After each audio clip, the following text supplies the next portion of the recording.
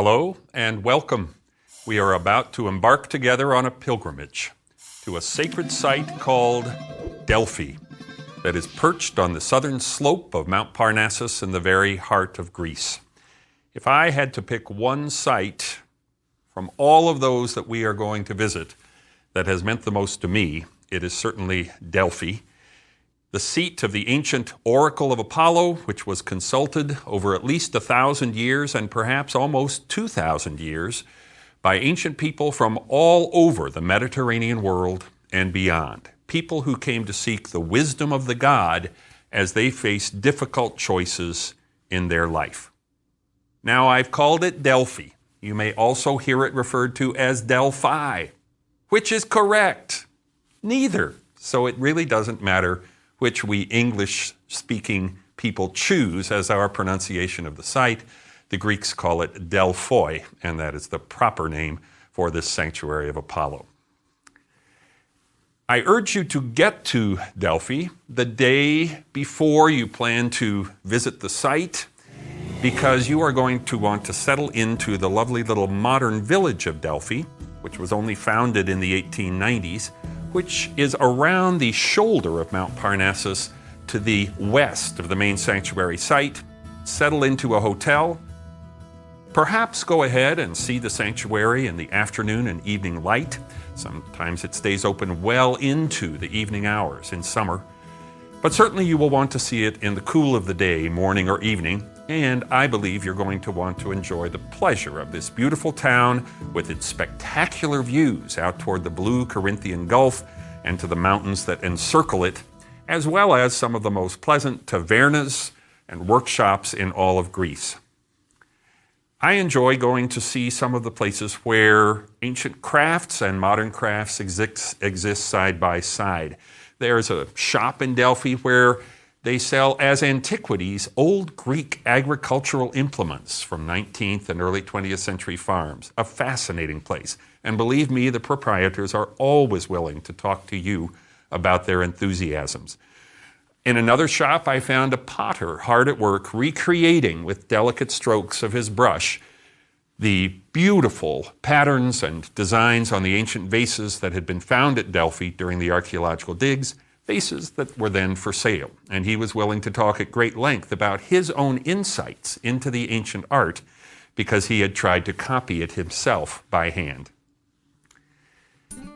Having enjoyed the town of Delphi, one way or another, it's time for us to start our own pilgrimage to the prophetic shrine. And I recommend beginning by going all the way past the main gate that takes you into the sanctuary of Apollo to a sharp bend in the main road, overshadowed by great plane trees, where you will hear the bubbling, frothing water of the sacred spring, Castalia. That cold water from Mount Parnassus is the place of purification, both for the Pythia, the priestess who is going to give you your oracle, and for you yourself as a pilgrim to the site. Across the road, you can look down on the lower sanctuary, the sanctuary of approach for those ancient people, those pilgrims who came to Delphi by boat, far away there at Itaea or one of the other ports that you can see down on the far side of the plain along the waters of the Gulf. They would come across the plain, they would ascend the lower parts of the mountain, come to this lower sanctuary of purification, make their sacrifices to Athena, goddess of wisdom, who had a temple down there. And also, if they were going to participate in the sports in honor of Apollo, the Pythian Games, they had their practice running track and their bathhouse and their big circular tub that looked like a jacuzzi, which you can still see, a giant thing, down on that lower shelf. But we, having purified ourselves by our visit to the Castalia Spring, we want to turn now and go onward along the slope of the mountain to the west till we come to the gates into the sanctuary. If it were a day of consultation, back in the ancient world, it would have been the 7th day after the new moon that began the month, the day that was holy to the god Apollo, just as the 6th day was holy to his sister Artemis. We would have come on this 7th day because this is the day when the woman, the Pythia, the priestess, is going to actually enter the temple for only one day a month sit herself down on a tripod that is positioned in a crypt down in the heart of the temple, breathe in vapors coming up from the rock of Mount Parnassus, and in an altered state, in a trance, become a medium through which the God will speak. She has preceded us to the sacred spring. She has bathed in it in the early morning light, prepared herself, purified herself. Probably she's fasted for at least 3 days to be ready for this supreme physical test of going into the trance. We have not seen her. She's been surrounded by priests. She came early. She's already been led up to the temple. But now it's our turn as visitors to go into the gates and go up to our first meeting place, our first spot where we will feel the magic of Delphi start to surround us.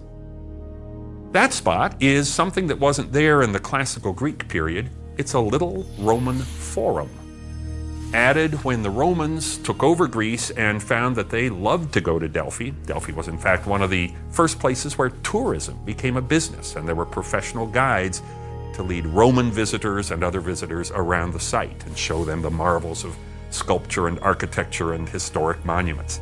In that Roman agora, which you can easily pick out because it's all brick, or brick mixed with stone, that's the sign of Romans and Byzantines. Greeks, classical Greeks, didn't use brick as a building material. So when you see that brick and the beautiful colonnades and the niches behind the columns, you know you're looking at a Roman piece of work. And here is where souvenirs were sold. People could buy little statuettes of Apollo, other symbols of the shrine, like the tripod on which the Pythia sat, or the omphalos, the belly button stone, which marked the center of the world, which Delphi claimed to be. Once we have met our friends there, explained what we're doing there, if it's a day of consultation, this is probably the place where the priests of the Temple of Apollo will get us in line in order of precedent. Very important people, generals, heads of state, ambassadors from Greek city-states or foreign kingdoms, famous athletes, whoever they are, they're going to be at the front of the line, and we ordinary folk are trailing back down the hillside. All in order of precedence. Cities could pay a big fee in order to get right to the front of the line if they wanted to on that 1 day a month consultation. And it wasn't even 12 months a year. The Delphic oracle closes, like so much else in Greece, for the winter. And Apollo was believed to go away to another place while his dark-minded half-brother, Dionysus, lord of the irrational, took over the temple and the sanctuary in his place. No oracles in winter. Now we are in our line. It's still probably dim dawn light at this point. Greeks do get up early to start the day because they're probably going to take a big chunk out of the middle of the day for sleeping and getting in and out of the hot sunshine. But we are ready now. The gates of the sanctuary will open. It's surrounded by a big wall to enclose all the sacred treasures and the temple that are inside. And we are now led in procession through that gate and up the sacred way. We are today walking on a pavement that was paid for by the Romans, probably the Roman Emperor Hadrian, who loved the Greek world and who provided millions, as we would put it, in Roman funding to refurbish and glorify the monuments and the sacred sites of this Greece that was so dear to him.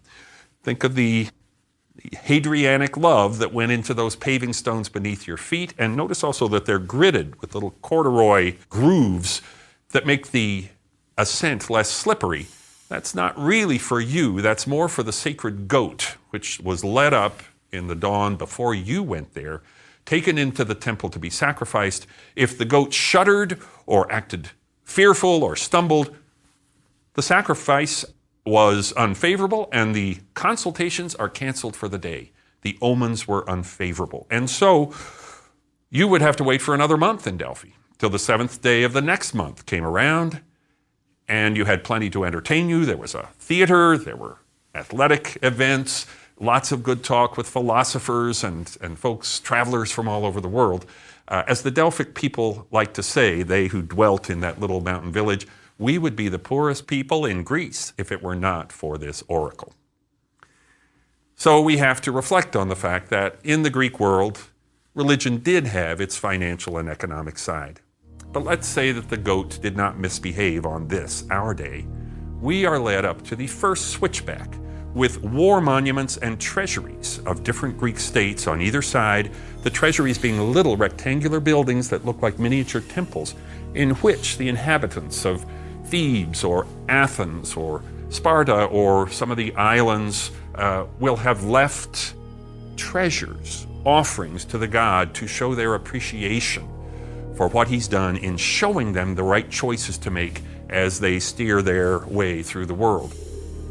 The treasury of the Athenians has been pretty much reconstructed intact, and on the outside, a hymn to the sun, Helios, had been engraved in ancient times. And fascinatingly enough, given that the young god Apollo, that god who never grows up, he's always the perfect youth, the perfect athlete, the perfect lover, and the perfect musician, he was the god of music and musical inspiration. So it's fitting that hymns should be present in his sanctuary, and that this hymn had the little markings on it, the extra symbols and letters, which indicated the note to which each syllable should be sung. So here is a hymn, now some 2,000 years old, that we can recreate and hear with the ancient music accompanying it, a truly extraordinary way to hear the past echoing in our own time.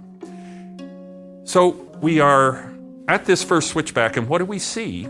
We see one of those omphalos stones, those belly button stones in front of us.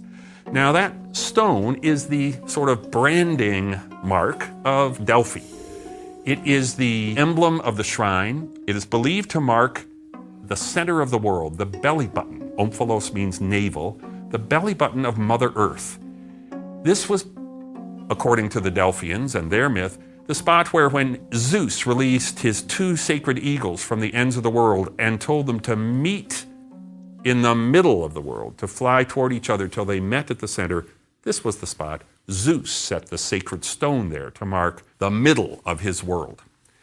So there's our omphalos, the first one we'll see, but there's another one, the real one, inside the temple that we will catch a glimpse of when we are conferring with the priestess herself in the dimness down there in the crypt. We keep on a little bit past the treasury of the Athenians and then look back beyond its uphill corner to an area of rocks where we'll probably see some greenery. Last time I was there was a little fig tree growing up. Fig trees love wet feet. Wherever you see a fig, you can be pretty sure there's some groundwater growing under that tree. And here the groundwater is the original sacred spring of Mother Earth herself. Her name was Ge, G-E. It's where we get geography and geology. The primal Earth Mother goddess of Greece. This was originally her shrine. Apollo was not here.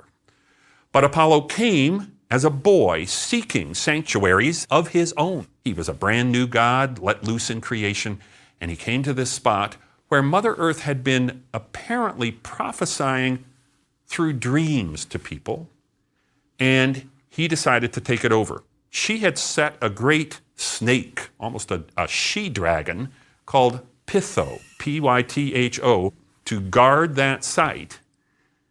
And Apollo, who was an archer god, took his bow and arrow and shot that python.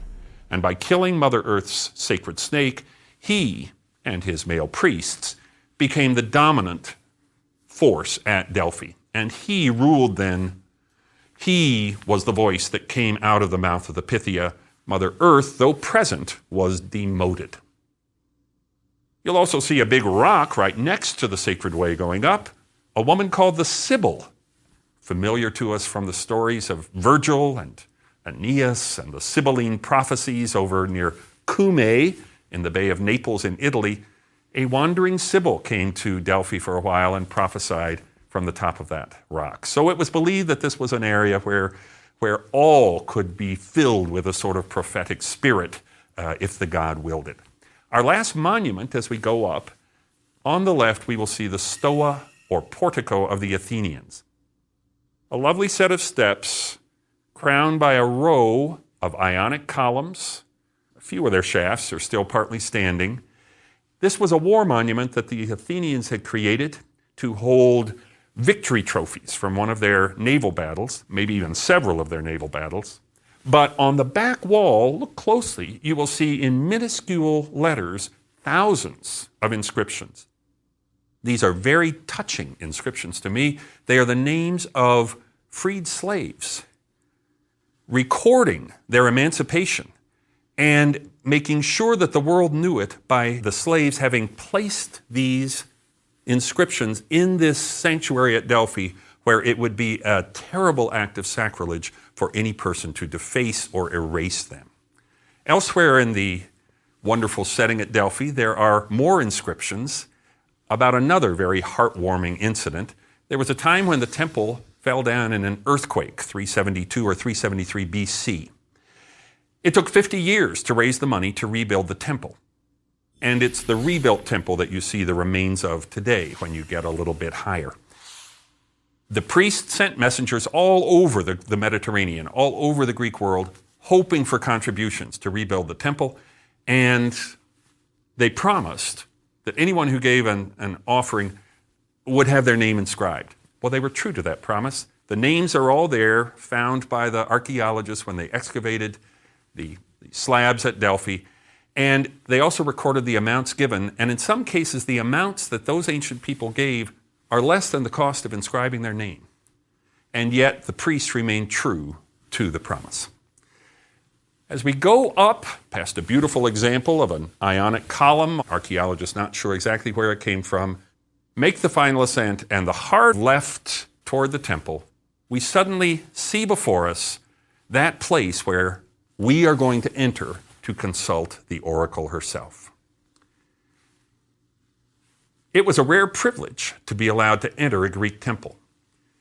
True temples like the Erechtheum in Athens, sacred to the city's goddess Athena, would only have been entered normally by the priests or priestesses who served the god in that temple. Ordinary people like us, we would have stayed outside in a little platform area in front of the temple, and there would have been an altar, and the altar at Delphi now is a huge thing just on our left here.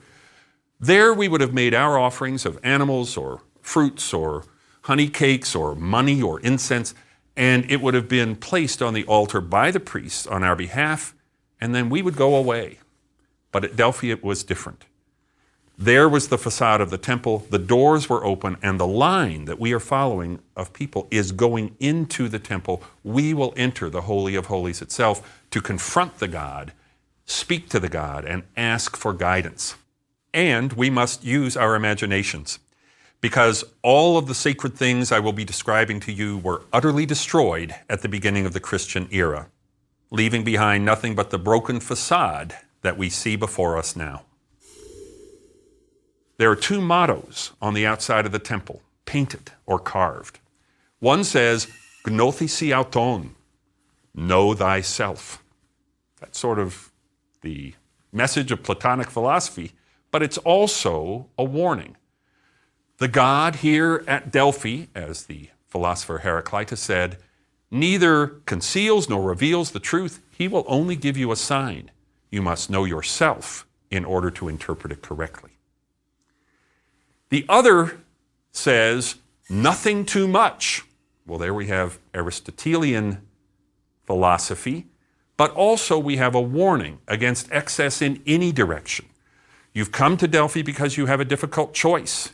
You have a problem in your life that you must get divine guidance to solve. These are the twin warnings to you, the twin admonitions, as you pass between them and enter the temple.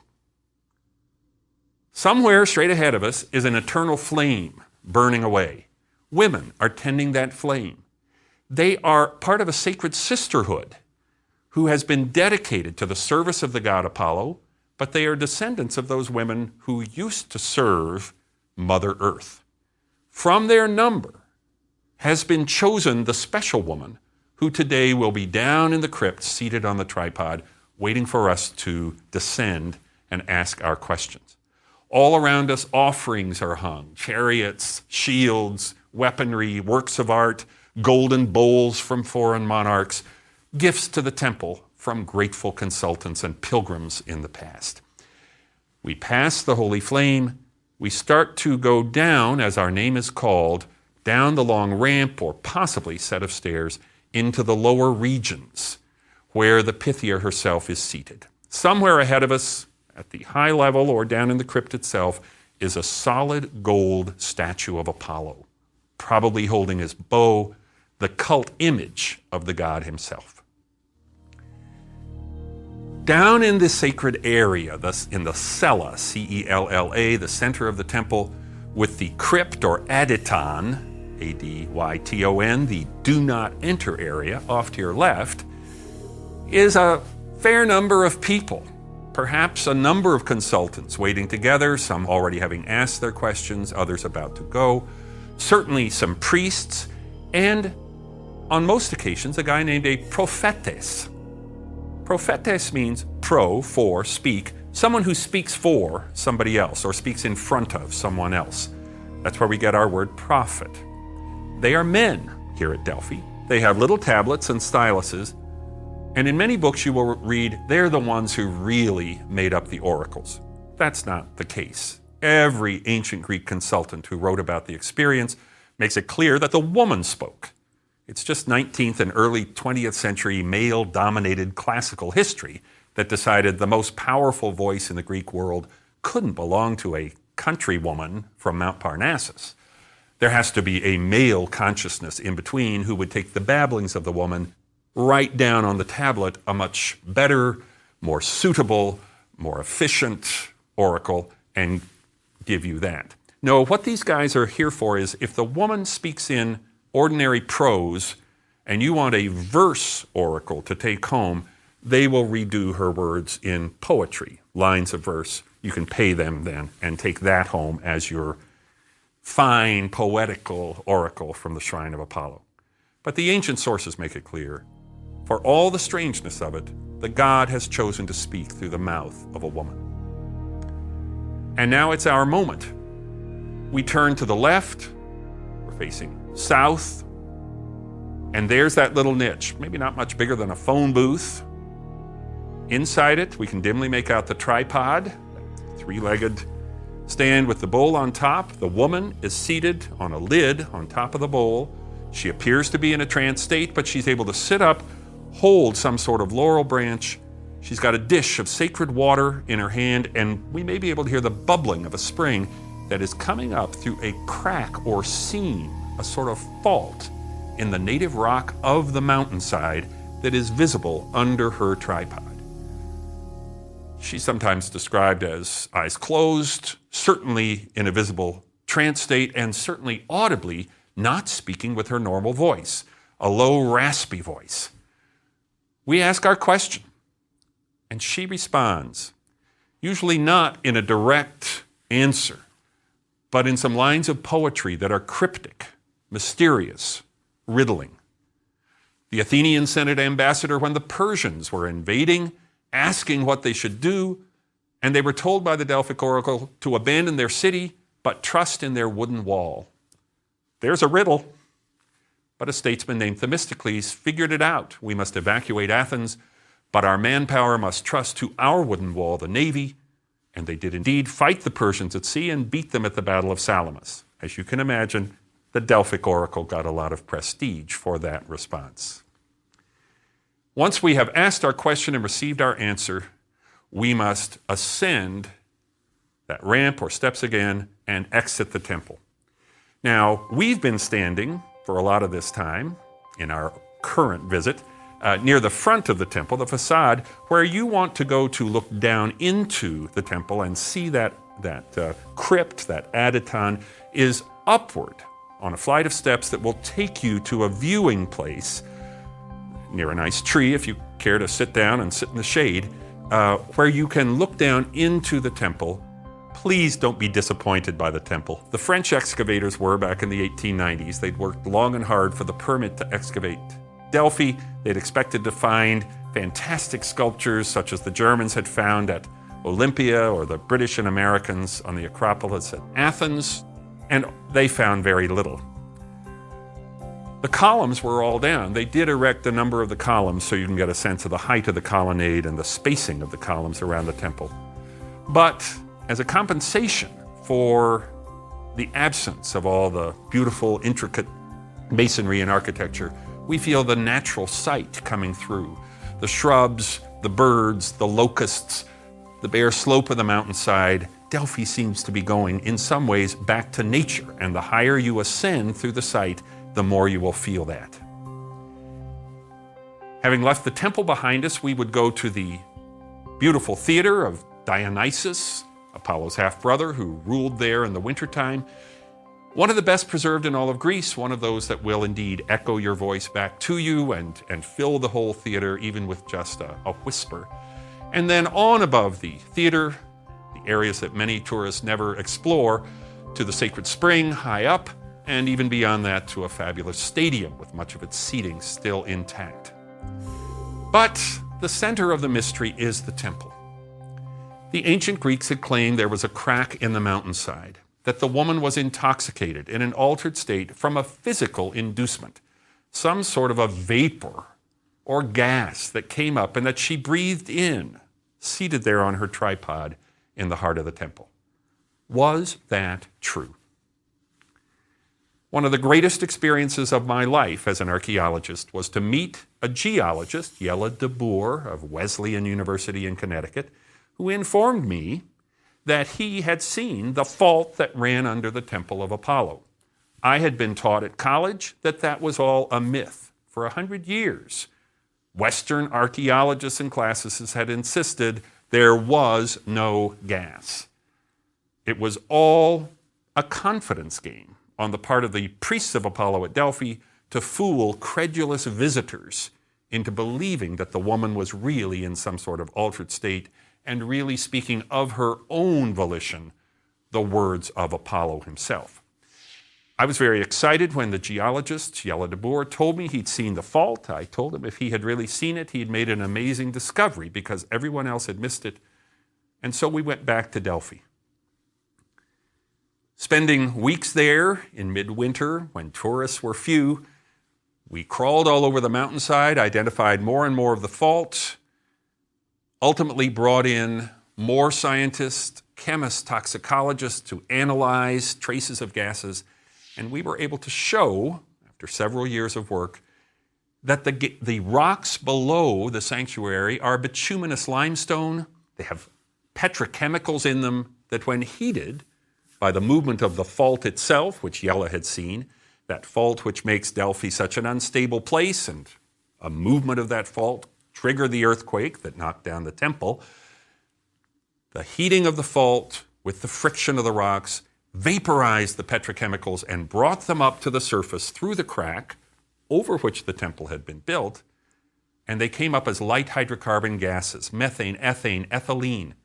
Plutarch, who had been high priest at the temple, claimed that the gaseous emission smelled sweet, and ethylene is indeed one of the few sweet-smelling gases.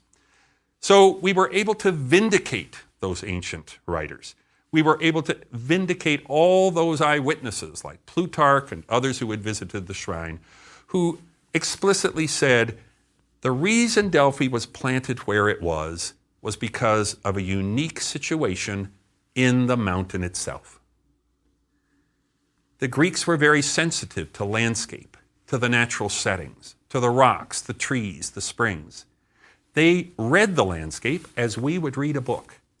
And there were certain signs that said to them, this place is holy.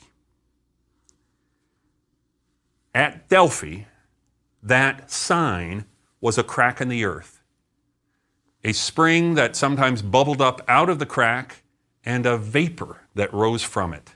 Those who hung their head over experienced an altered state that they interpreted as the touch of the god. The temple is closed at Delphi now. The last Pythia gave her last oracle to the Emperor Julian the Apostate long ago, telling his ambassadors in the middle of the 4th century AD, "Go tell the king, the fair-built hall has fallen. Apollo has no temple here, no sacred tree, no talking spring.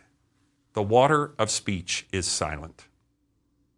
And yet for each of us who visits Delphi today, the very rocks themselves, the magic of these surroundings and these fabulous ruins can allow for a little time the spirit of antiquity to speak again to each of us.